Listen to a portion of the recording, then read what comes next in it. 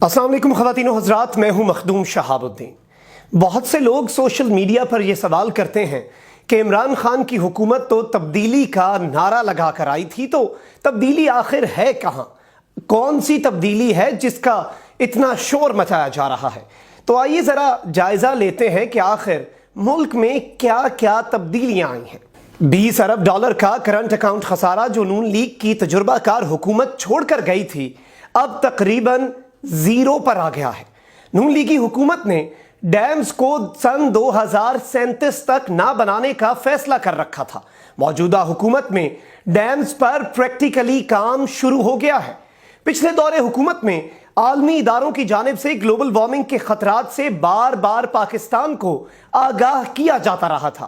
اب عمران خان کی شجرکاری منصوبوں کی وجہ سے گلوبل وارمنگ کے 10 سال بعد میں آنے والے خطرات سے پاکستان ابھی سے نکل چکا ہے، اور UN کے کلائمیٹ ایکشن گولز کو ہم نے 10 سال پہلے ہی اچیو کر لیا ہے۔ نواز شریف کے دور میں پاکستان دنیا میں ایک دہشت گرد ملک کی حیثیت سے کھڑا تھا، جبکہ ہندوستان، ایران، افغانستان، بنگلہ دیش، روس اور امریکہ سب کے قریب ترین جگہ بنا چکا تھا۔ لیکن آج ہندوستان کو قرب و جوار کے تمام ممالک آنکھیں دکھا رہے ہیں، اور پاکستان جو ہے اس کے اپنے تمام تر ہمسایہ ممالک اور یہاں تک کہ بنگلہ دیش کے ساتھ بھی تعلقات مثالی ہو چکے ہیں، جبکہ بھارت کو نیپال، بنگلہ دیش اور ایران بھی للکار چکے ہیں۔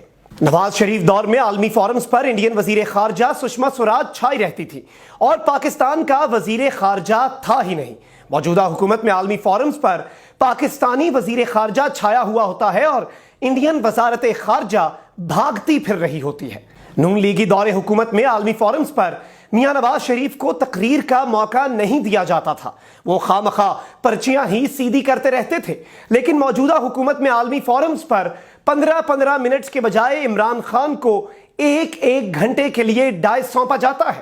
گزشتہ دور حکومت میں پاکستان ہمیشہ بیک فٹ پر ہوتا تھا، اور اب پاکستان لیڈ کرنے کی پوزیشن میں آ گیا ہے، اور برطانوی جریدے نے بھی یہ دعویٰ کیا ہے اور یہ کہا ہے کہ پاکستان ایک انٹرنیشنل پلیئر بن کر ابھر رہا ہے عمران خان کی زیر قیادت۔ پہلے امریکہ کی جانب سے ڈو مور کا مطالبہ کیا جاتا تھا، اور اب پلیز ہیلپ اس کی درخواست کی جاتی ہے۔